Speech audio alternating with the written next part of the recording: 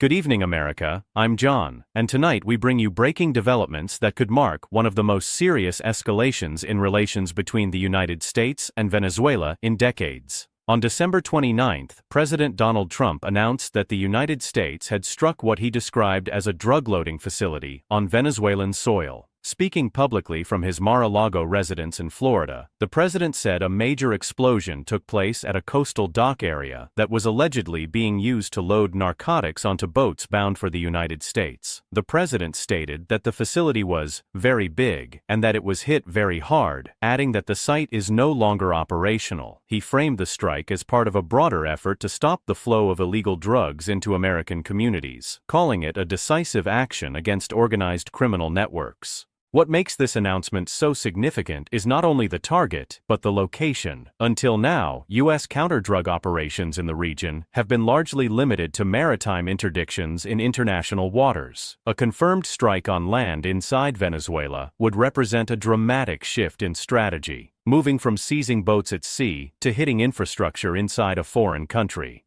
However, many critical details remain unclear. The White House has not confirmed whether the operation was carried out by the U.S. military, the CIA, or another government agency. The president declined to specify, saying only that he knew who conducted the operation but did not want to name them. Neither the Pentagon nor the CIA has issued a statement, and no official imagery or documentation of the strike has been released. Venezuelan authorities, for their part, have not publicly acknowledged that such a strike occurred.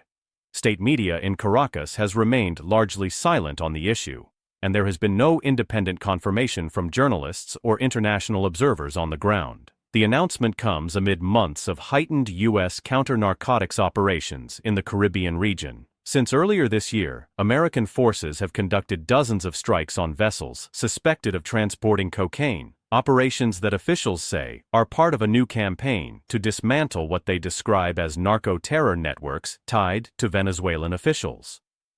Washington has long accused senior figures in the Venezuelan government of facilitating large-scale drug trafficking, allegations the Maduro administration has repeatedly denied. Caracas continues to label U.S. actions as illegal aggression and interference in Venezuelan sovereignty. Legal experts are already questioning the implications of the reported strike. A land-based attack without public congressional authorization or international mandate raises serious questions under international law, especially given the lack of transparency surrounding the mission. As of tonight, the true scale of what happened on December 29th remains uncertain, but the political impact is unmistakable. This announcement signals a sharp escalation in an already volatile relationship and could set the stage for further diplomatic fallout across Latin America and beyond. I'm John, and we will continue to monitor this developing story closely. Stay with us for updates as more information becomes available.